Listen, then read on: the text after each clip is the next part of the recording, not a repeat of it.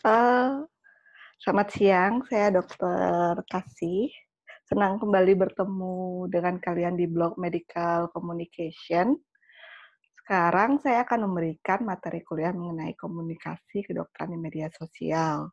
Tentunya kalian semua sudah fasih kan dengan media sosial, sudah punya juga akunnya.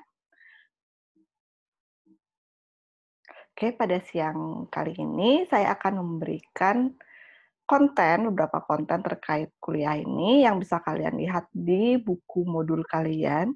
Adapun itu adalah pengertian dan jenis media sosial, prinsip komunikasi kedokteran di media sosial, serta plan edukasi melalui media sosial. Pengertian media sosial, media itu artinya alat komunikasi dan sosial, itu artinya sesuatu yang berhubungan dengan masyarakat. Jadi secara gamblang media sosial adalah alat untuk berkomunikasi dengan masyarakat.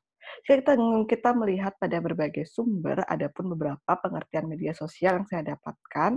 Pertama adalah sebagai saluran komunikasi online efektif yang didedikasikan untuk input, interaksi, berbagai konten, dan kolaborasi berbasis masyarakat. Pengertian yang kedua adalah bentuk komunikasi elektronik di mana pengguna membuat komunitas online untuk berbagi informasi, ide, pesan pribadi, dan konten lainnya. Dan definisi yang ketiga menurut saya yang paling mendekati adalah kelompok aplikasi berbasis internet yang membangun ideologi berbasis teknologi web 2.0 yang memungkinkan penciptaan dan pertukaran konten yang bisa digunakan oleh semua orang.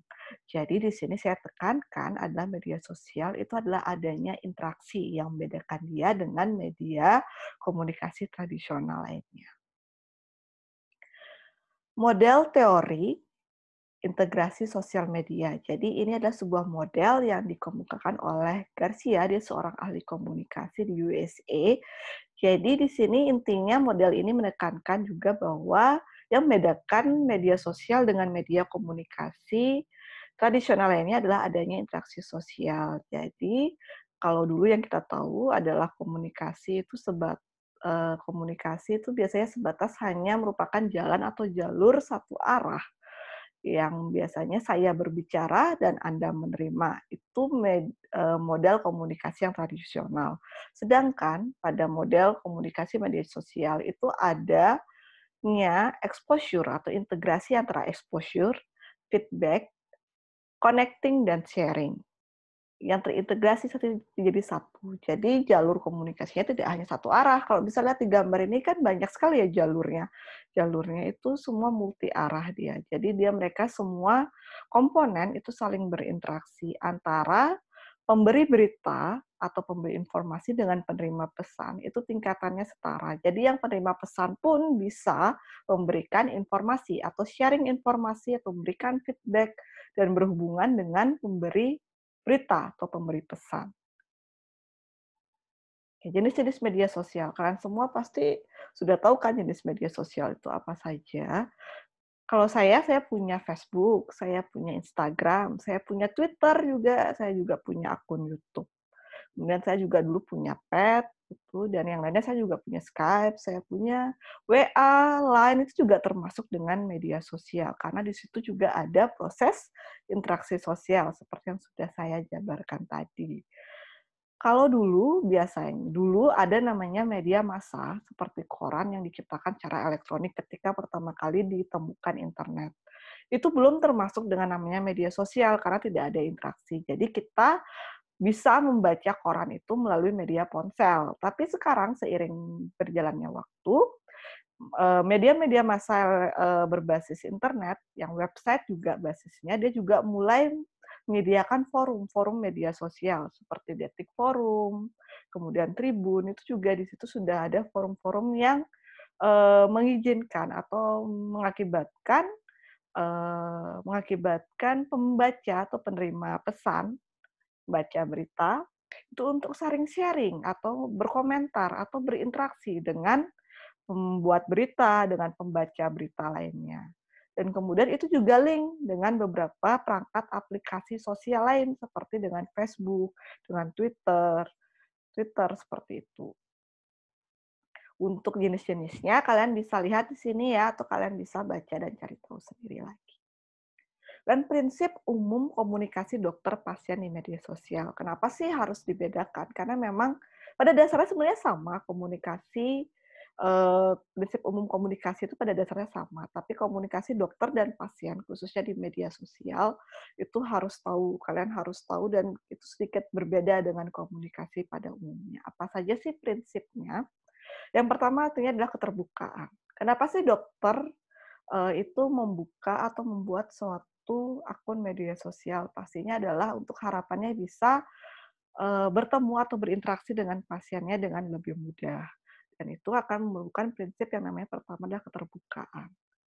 Jadi kalau misalnya dokter misalnya membuka layanan konsultasi di WhatsApp, itu pasti intinya ingin pasiennya tidak hanya juga hanya memiliki nomor WhatsApp dokternya tersebut, tapi juga memang menggunakan WhatsApp itu. Bagaimana sih supaya pasien kita menggunakan layanan WhatsApp kita, gitu ya. Pertama dia juga pasti harus terbuka dulu.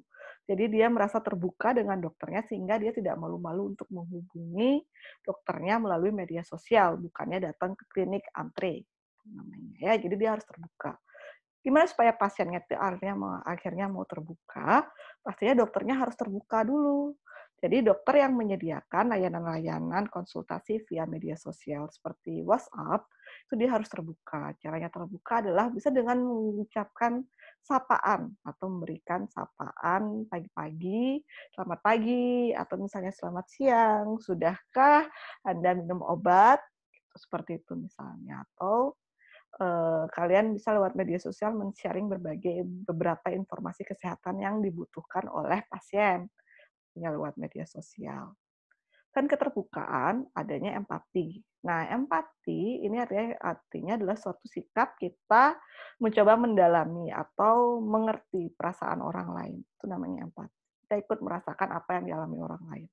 Gitu. Jadi di sini dokter itu juga harus empati kepada pasien yang sudah mau atau sudah mencoba ya untuk me-reach dokter melalui media sosial, misalnya melalui WhatsApp. Jadi kalau misalnya pagi-pagi, misalnya dini hari jam 3 pagi ada pasien itu bilang menghubungi dokter melalui WhatsApp, itu dia bilang, "Dokter saya sakit pilek." Terus kalian sebagai dokter apa yang kalian lakukan? Karena itu dini hari, kalian, "Aduh nggak usahlah bales." Atau kalian misalnya, "Ya udah minum obat aja." Itu udah empati namanya, gitu. Dan kalau yang seperti itu, pasien biasanya akan menolak melakukan komunikasi lagi melalui WA. Dipikirnya, "Oh ya udah kalau saya WA kayak gitu berarti dokternya akan merasa terganggu. Jadi lebih baik saya jam klinik saja." Gitu. Jadi kalian harus empati. Empatinya itu bisa ditunjukkan dengan cara tetap kalian menjawab pertanyaan-pertanyaan pasien kalian dan kalau dia, eee membuka suatu keluhan atau menceritakan suatu keluhan, ya kalian harus tanggap melalui media sosial itu juga kalian tetap harus secara profesional mendekati, secara empati. Jadi kalian tetap lakukan proses anamnesis. Jadi tanya, sejak kapan dia pilek? Pileknya seperti apa? Sudah minum obat? Awalnya bagaimana? Ada kelelahan lain. Seperti itu. Jadi proses-proses penegakan diagnosis secara profesional oleh dokter juga tetap dilakukan melalui media sosial. Jadi bukan berarti melalui media sosial, jadi kalian hanya, sekedar gitu. Kemudian yang ketiga adalah sikap mendukung. Jadi memang komunikasi dokter pasien di media sosial juga prinsipnya harus berupa sikap yang mendukung. Jadi kalau sudah pasiennya mencoba berkomunikasi dengan dokter melalui media sosial, kita harus mendukung. Misalnya pun mereka misalnya bertanya suatu informasi terkait kesehatan atau terkait dirinya, pengobatan dirinya kepada dokter melalui media sosial, ya dokter ya harus menjawab gitu loh. Tidak hanya menjawab dan dokter juga harus memberikan penjelasan. Jika informasi itu salah, ya dokter memberikan penjelasan atau informasi yang benar. Tuh.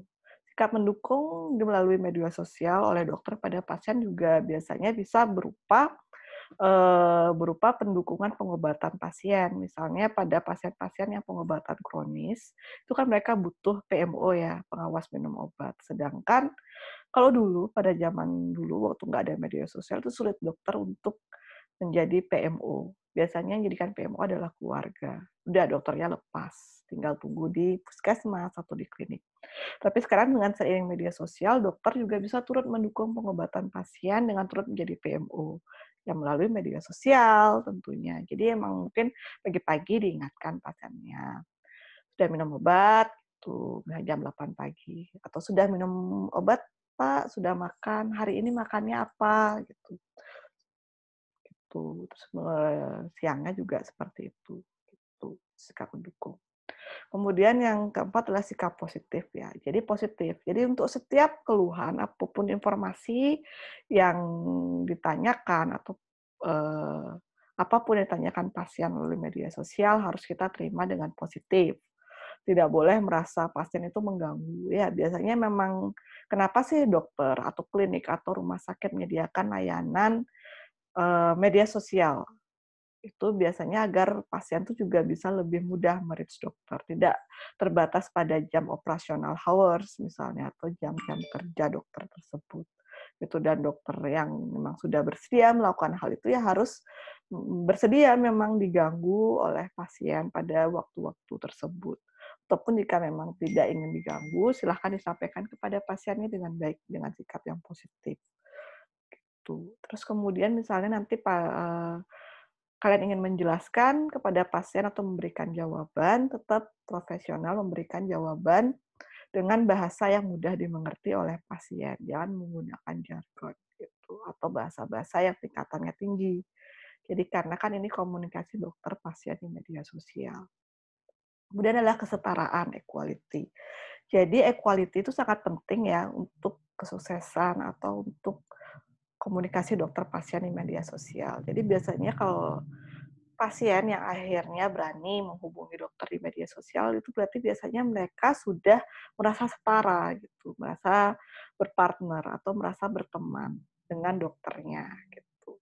Begitupun dokter biasanya yang sudah biasa terbuka dengan pasien di media sosial itu juga biasanya mereka sudah menganggap pasiennya sebagai teman gitu. Jadi prinsipnya itu ya, keterbukaan, empati, sikap mendukung, sikap positif, dan kesetaraan. Oke, ini ada survei pada 4.000 dokter mengenai penggunaan media sosial oleh dokter. Ternyata 90% dokter menggunakan media sosial itu untuk kepentingan pribadi. Dan 40% sisanya baru digunakan untuk kepentingan profesi. Kepentingan profesi itu seperti apa? Itu seperti pemberian edukasi kepada masyarakat, kemudian untuk kepentingan atau untuk bertemu kolega sejawat, seperti itu, atau tergabung dalam komunitas-komunitas profesi, itu namanya 40% untuk kepentingan profesi. Nah, manfaat penggunaan media sosial oleh dokter dalam tanda kutip untuk keperluan profesi ya ini, yang pertama dapat lebih mudah memberikan edukasi kepada pasien, keluarga pasien, dan sejawat.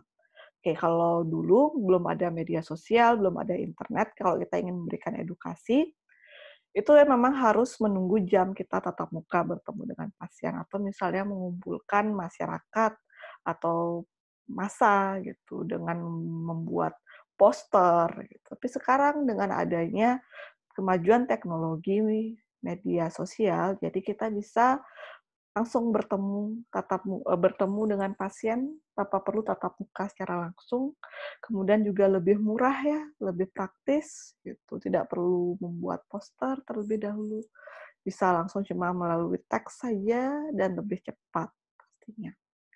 Dan yang kedua, bisa perluasan jaringan kolega gitu. Misalnya kita ingin berdiskusi dengan ahli di luar negeri gitu, bisa melalui media sosial.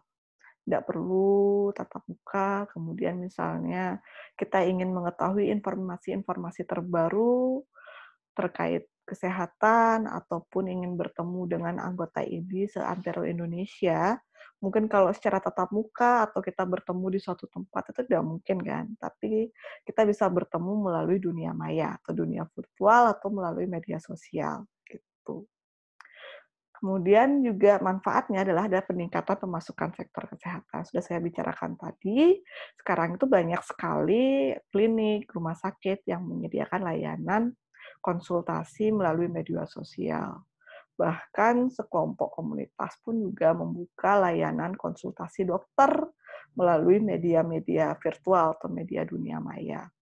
Ada yang berbayar, ada yang gratis. Ya, dan itu emang kan meningkatkan pemasukan sektor kesehatan memang. Kemudian yang ketiga adalah dokter lebih terbuka terhadap berita dan penemuan baru. Ya, jadi kalau dulu kita harus menunggu kalau mau ada berita atau ada penemuan baru harus menunggu lewat koran, harus menunggu lewat berita di televisi. Tapi sekarang seiring dengan adanya Facebook, Twitter, tiap detik selalu saja ada berita atau informasi terbaru. Seperti misalnya untuk sekarang yang lagi tren adalah COVID-19, jadi sangat mudah sekali. Tiap detik ada informasi terbaru tentang COVID. Dibandingkan dulu, kalau dulu mungkin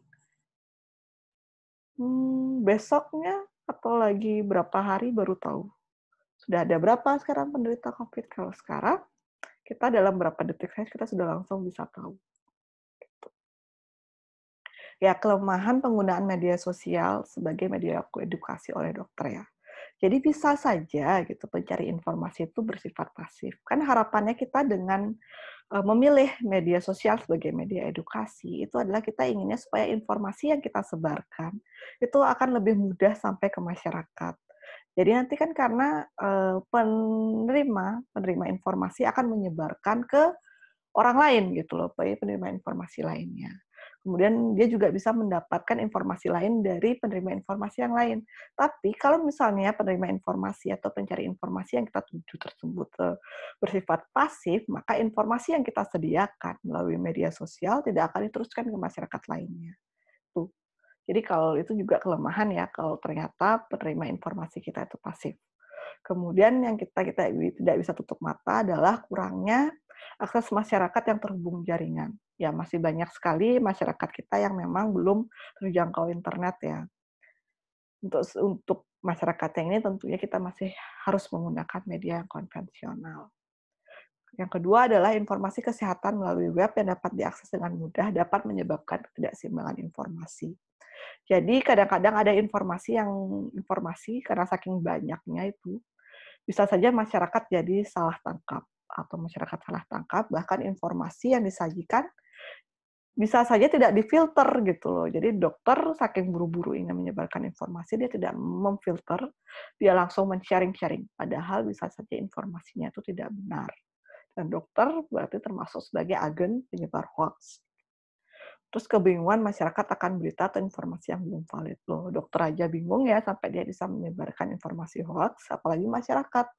Jadi dia pasti juga bingung mana berita atau informasi mana yang sebenarnya yang valid atau yang benar. Ketiga, terbatasnya kemampuan pemanfaatan media sosial oleh dokter atau profesional kesehatan. Jadi, tidak wajib sebenarnya dokter memiliki media sosial. Tapi seiring dengan sudah kemajuan zaman, dokter itu memang harus ya long life learning ya. Jadi dia juga harus mengikuti kemajuan teknologi. Jadi kalau semua orang rata-rata menggunakan media sosial, ya dokter juga harus seperti itu gitu. Jadi biar jangan sampai kenapa dokter ini tidak bisa memberikan edukasi, alasannya karena kayak tidak bisa bertatap muka dengan pasien, kita sekarang semua harus stay at home, jadi ya sudah, biarin aja pasien saya gitu, nggak bisa. Sekarang sudah ada media sosial, kita bisa bertemu pasien kita lewat dunia maya, tanpa harus tatap muka. Kemudian minimnya interaksi antara pencari informasi dengan profesional kesehatan. Ya itu tadi. Jadi sudah ada media sosialnya, sudah ada informasinya, tapi interaksinya kurang gitu. Jadi tidak ada proses pasien bertanya, tidak ada proses dokter menjawab, tidak ada proses dokter memberikan informasi, tidak ada proses dokter mencoba untuk mengajak masyarakat, ayo ayo bertanya atau ayo bisa menyampaikan hal-hal yang tidak diketahui atau dibingungkan terkait informasi yang beredar di masyarakat kepada dokter gitu. Jadi dokter itu juga tidak boleh pasif ya gitu. Dia cuma buat media sosial atau sebagai agen informasi, sebagai media untuk pemberian informasi, tapi dokternya tidak mengajak masyarakat untuk mengakses gitu. Kemudian yang keempat yang paling sering adalah isu etik. Jadi banyak sekali akhirnya isu etik yang muncul terkait penggunaan media sosial oleh dokter untuk sebenarnya sebagai sarana media edukasi ya. Isu etiknya itu apa saja? Yang pertama, akun media sosial yang digunakan merupakan campuran edukasi kedokteran dengan kebebasan ekspresi pribadi. Jadi ini ceritanya dokternya cuma punya satu akun media sosial, satu untuk edukasi kedokteran dan untuk kebebasan ekspresi pribadi. Jadi akunnya itu campur-campur gitu, suka-suka dokternya. Sekarang dia mau post foto bugil misalnya, atau post dia lagi clubbing. Terus dia post juga tentang 7 langkah mencuci tangan atau cara mengatasi COVID gitu, atau cara mencegah penularan COVID gitu. Jadi campur-campur. Itu tidak salah sebenarnya, tapi itu akan memunculkan isu etik gitu. Jadi masyarakat yang mengikuti akun dokter tersebut dia bisa berspekulasi macam-macam gitu. Misalnya kalau dokternya tersebut bilang, eee, tidak boleh mengkonsumsi alkohol atau jangan pergi ke klub malam. Contohnya dokternya posting pergi clubbing gitu. Atau misalnya, dia post foto bugil misalnya. Ini pernah ada kejadian, jadi di Myanmar, jadi seorang dokter dia dituntut oleh komisi etik setempat karena dia, foto berpakaian seksi gitu. Padahal itu akun media sosial pribadi, tapi karena kita dokter masih dianggap sebagai profesi yang terhormat ya, atau sebagai role model di masyarakat. Jadi sebaiknya kalau memang ingin seperti itu ya buat 2 akun media sosial, satu akun media sosial khusus untuk ekspresi pribadi dan satu akun media sosial khusus untuk edukasi kedokteran gitu. Yang kedua adalah ketidakjelasan batas hubungan antara dokter dan pasien. Nah, ini biasanya terjadi pada dokter-dokter yang tidak memiliki akun media sosial yang terpisah. Jadi ya di akun media sosial itu ada pasiennya, ada temannya, ada entah orang yang dia tidak tahu ini siapa gitu. Gitu. Jadi ya tidak jelas itu loh hubungan antara dokter dan pasien. Jadi ini juga memunculkan isu-isu etik gitu loh, spekulasi yang saja negatif gitu loh dari pasien karena dokter tidak membatasi gitu. Terus pencemaran reputasi profesi, ini juga sering ya. Jadi ada beberapa dokter yang mungkin tidak hati-hati berkomentar ya. Karena itu emang akun media sosial pada dasarnya adalah dibuat untuk mengekspresikan kan foto, habis itu mengekspresikan tulisan gitu tanpa perlu adanya filter gitu. Tapi akhirnya tulisan-tulisan yang dibuat itu ternyata mengakibatkan reputasi profesi tercemar gitu.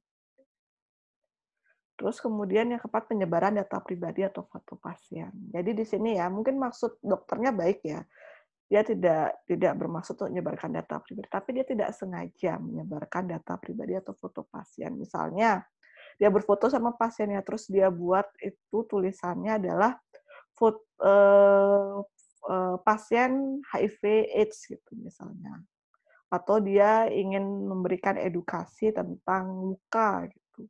Terus dia lupalah fotonya, wajah pasiennya dia blur gitu. Terus itu dilihat oleh tetangga pasien gitu. Terus lihat, oh ternyata eh itu ternyata tetangga saya loh, ternyata dia punya borok ya gitu. Jadi kayak gitu. Tetap ya harus harus hati-hati gitu dia. Mungkin tidak bermaksud, tapi hal-hal yang seperti ini sering terjadi gitu. Ini pernah menimpa gitu loh koas kedokteran jiwa gitu. Dia memposting foto, mungkin dia dekat ya, karena tidak jelas ya batas antara pasien dan teman di media sosial, dia memposting foto bersama seorang pasien jiwa gitu, yang dia klaim sebagai temannya. Tapi dia tulis itu pasien jiwa gitu. Jadi itu yang akhirnya menimbulkan isu atau pelanggaran etik. Kemudian informasi kesehatan yang disampaikan ternyata tidak benar. Jadi banyak sekali ada ya hoax-hoax atau banyak sekali informasi-informasi yang tidak valid, yang tidak hanya menyesatkan masyarakat, tapi juga menyesatkan dokter. Jadi dokter tidak sengaja menyebarkan informasi yang tidak benar kepada masyarakat. Dan itu yang akhirnya menyebabkan keresahan kadang-kadang. Jadi memang dokter terkadang harus harus menahan diri ya di media sosial, karena bagaimanapun juga dokter masih dianggap sebagai role model. Oke, ini regulasi penggunaan media sosial di Indonesia. Jadi Undang-Undang Nomor 11 Tahun 2008 tentang Informasi dan Transaksi Elektronik atau Undang-Undang ITE, di antaranya dilarang menyebarkan informasi yang menimbulkan kebencian pada suatu kelompok masyarakat berdasarkan suku, agama, ras, dan antar golongan, melakukan pengancaman atau pemerasan, penghinaan, atau pencemaran nama baik, dan lain-lain. Jadi ini Undang-Undang ITE yang regulasi penggunaan media sosial. Dan mekanisme dan sanksi diperjelas pada Undang-Undang Nomor 19 Tahun 2016. Tapi undang-undang khusus untuk dokter yang menggunakan media sosial itu belum ada. Namun disarankan adalah dokter untuk bijak atau menggunakan media sosial tetap berpegangan atau berpedoman pada Kode Etik Kedokteran Indonesia atau Kode KI yang menyangkut profesionalisme, kemudian informasi yang valid, kejujuran, kebajikan sejawat, serta rahasia jabatan. Jadi itu harus diperhatikan ya ketika dokter menggunakan media sosial. Sedangkan di Eropa, penggunaan media sosial oleh dokter diatur oleh General Medical Council tahun 2013, yang menegaskan bahwa dokter harus menjaga batasan dengan pasien, menjaga kerahasiaan rekam medik, informasi pribadi pasien, menghindari pencemaran nama baik, serta menjaga rasa hormat terhadap sejawat. Oke, di garis bawahi ya. Oke, gimana sih yang harus dilakukan dokter untuk menghindari masalah etik terkait media sosial? Nah, menggunakan 2 akun berbeda antara akun profesi dan akun pribadi. Ini sarannya. Jadi kalau emang dokter itu ingin menjadikan media sosialnya sebagai sarana edukasi, media edukasi kepada pasien, dia harus buat 2 akun yang berbeda. Satu untuk akun yang sifatnya pribadi. Jadi kalau sana mau curhat, mau nangis-nangis, atau mau share film-film lucu atau apa gitu, ya sudah di akun pribadi. Tapi kalau mau share sesuatu yang formal sifatnya, misalnya mau berinteraksi dengan anggota profesi, misalnya mau berinteraksi dengan eh, dengan misalnya dengan pasien tentang edukasi kedokteran gitu, misalnya punya kelompok lansia gitu. Jadi banyak dokter itu banyak memberikan edukasi terkait kesejahteraan lansia ya, dia buat akun khusus untuk itu gitu. Jangan dicampur, kalau dicampur nanti itu akan banyak spekulasi-spekulasi yang bisa muncul. Ya, karena nggak jelas yang mana pasien, yang mana teman. Yang kedua adalah memperketat pengaturan privasi media sosial. Jadi, saya bilang tadi banyak sekali rumah sakit, klinik, ataupun instansi atau komunitas yang membuat layanan media sosial untuk dokter, untuk dokter dengan pasien gitu. Dan yang akhirnya, tapi sayangnya karena itu dimiliki oleh instansi, jadi instansi itu juga bisa mengakses gitu. Padahal komunikasi dokter dan pasien di media sosial itu juga sifatnya privasi kan. Jadi bisa saja ada oknum-oknum yang jadinya akhirnya dia yang melanggar privasi gitu. Jadi mengakses data-data pasiennya di sana gitu, ataupun menyebar informasi pasien di situ. Padahal itu adalah akun khusus dokter dengan pasien. Jadi staf IT, hati-hati juga dengan staf IT-nya, dengan perawat. Pastikan ya emang yang kalau itu adalah media sosial dokter, berarti ya emang dokter itu saja yang tahu akun dan password-nya gitu. Jangan sampai ada orang lain yang tahu. Bagaimanapun juga itu ada pasien kalian di sana. Kemudian yang ketiga adalah perjelas batasan antara dokter dan pasien. Ya, itu termasuk juga dengan membuat 2 akun yang berbeda yang khusus itu. Sama juga nanti kalau kalian menyediakan jasa WA, ya memang harus ada WA pribadi dan ada untuk WA untuk pasien kalian gitu, supaya tidak tercampur. Ya, jadi jelas yang untuk pasien, yang mana untuk sosial kalian. Keempat, menjaga kerahasiaan pasien dengan menghilangkan identitas pasien dan tetap meminta persetujuan pasien yang bersangkutan. Jadi kalau kalian mau nge-share tentang pasien kalian gitu, untuk edukasi pasien yang lainnya, tetap kalian harus minta izin dulu sama pasien itu mau nggak, boleh nggak gitu. Dan persetujuannya itu juga harus tertulis juga pastinya ya karena profesional. Dan jangan lupa untuk menghilangkan identitas pasiennya. Jangan dibilang namanya, umurnya. Terus kalau itu foto ya di-blur wajahnya atau matanya ditutup. Terus yang kelima, berhati-hati dalam memberikan opini mengenai sejawat. pegawai fasilitas pelayanan kesehatan atau birokrasi kesehatan seperti Dinas Kesehatan, Departemen Kesehatan, dan Badan Penyelenggaraan Jaminan Sosial. Nomor 5 ini harus hati-hati ya, karena ini menyangkut juga dengan undang-undang ITE itu. Jadi, eee, kalian harus hati-hati ya. Jadi kalau dulu tuh ada namanya mulutmu harimaumu, kalau sekarang jarimu harimaumu gitu. Hati-hati memberikan opini. Walaupun mungkin opini itu benar ya gitu kan, tapi karena itu dilihat banyak orang, karena itu media sosial, dilihat banyak orang, jadi kalian harus berhati-hati. Dan sebisa mungkin ya seperti karena kita adalah dokter, kita bagian dari Dinas Kesehatan, kita bagian dari pemerintah, dan BPJS adalah salah satu badan yang menyediakan jaminan sosial yang mitra kita gitu dalam dunia kesehatan, kita harus hati-hati beropini gitu. Terus untuk setiap program-program pemerintah juga karena kita tetap saja kita adalah dokter yang bekerja di bawah Dinas Kesehatan dan di bawah naungan institusi pemerintah. Jadi kita sebisa mungkin harus selalu bersikap mendukung program-program pemerintah. Hati-hati beropini. Kemudian yang keenam adalah melakukan evaluasi sebelum memastikan suatu informasi akurat dan layak terbit. Jadi kalau manusia biasa atau masyarakat biasa ya silahkan ya mungkin mau share-share ya, karena mungkin dia anggap benar. Tapi kita dokter kita punya filter gitu loh untuk setiap informasi. Kita punya filter pengetahuan. Kalau nanti kalian sudah belajar information management, kalian sudah tahu evidence based medicine, jadi kalian tahu mana sebenarnya informasi yang sudah akurat dan layak untuk kalian share gitu atau kalian berikan kepada pasien kalian. Kalau misalnya itu belum benar atau kalian belum tahu kebenarannya, kalian tidak perlu ragu untuk kalau kalian dimintai pendapat, kalian bilang, ini perlu saya cari tahu dulu kebenarannya. Atau kalau emang kalian ragu ya sudah tidak usah kalian share. Tidak usah ikut-ikut jadi agen penyebar hoax. Dan yang 7 adalah jujur dalam berinteraksi secara online. Jadi jujur ya.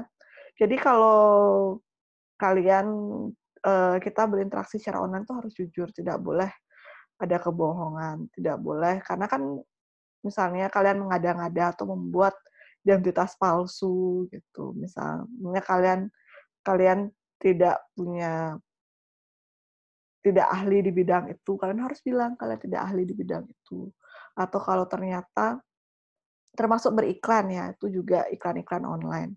Kalau kalian ada diminta endorse ya, sekarang kan banyak tuh endorse-endorse kalau kalian sudah jadi dokter di media sosial yang terkenal ya, terus kalian ikut jadi selebgram gitu, akun kalian di-follow banyak orang, atau pasien kalian banyak gitu, kalian mau beriklan, ya itu kalian harus jujur gitu.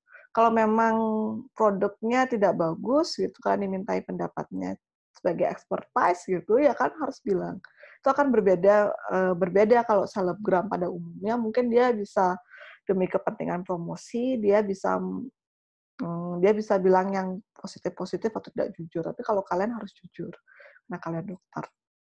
Kemudian yang ke-8, dokter hanya boleh beriklan secara online untuk layanan yang sah berdasarkan informasi yang terpercaya, akurat, dan relevan. Berarti kalian tidak boleh beriklan di blog-blog tidak jelas. Tidak boleh beriklan di tempat-tempat yang tidak sah gitu. Misalnya kalau itu Instagram, misalnya kan ingin beriklan di Instagram sebagai dokter, ya itu berarti adalah layanan yang sah, berarti emang itu Instagram resmi atau official akun dari Dinas Kesehatan atau rumah sakit yang menaungi kalian. Jadi tidak boleh untuk layanan yang tidak valid atau tidak sah. Gitu. Kemudian yang ke-9 adalah dokter tidak diperkenankan menggunakan testimoni pasien untuk mempromosikan diri. Ini jelas ya. Mau itu di media sosial atau di media apapun atau dalam kondisi apapun tidak boleh menggunakan testimoni pasien untuk promosi gitu. Jadi misalnya ada pasien kalian mengucapkan terima kasih di WA kalian gitu, terus kalian tuh screenshot, kalian post itu di akun akun profesi kalian untuk menambah jumlah pasien kalian atau menambah follower itu tidak boleh ya. Gitu. Oke, sampai sini saja sebenarnya tidak banyak yang saya sampaikan terkait komunikasi kedokteran di media sosial. Kalian bisa cari tahu atau pelajari sendiri. Kalau misalnya kalian ada yang kalian tidak pahami, kalian bisa menghubungi saya di media sosial, di Facebook saya juga bisa, di Instagram saya juga bisa, dan saya selalu terbuka untuk segala masukan. Oke, selamat belajar.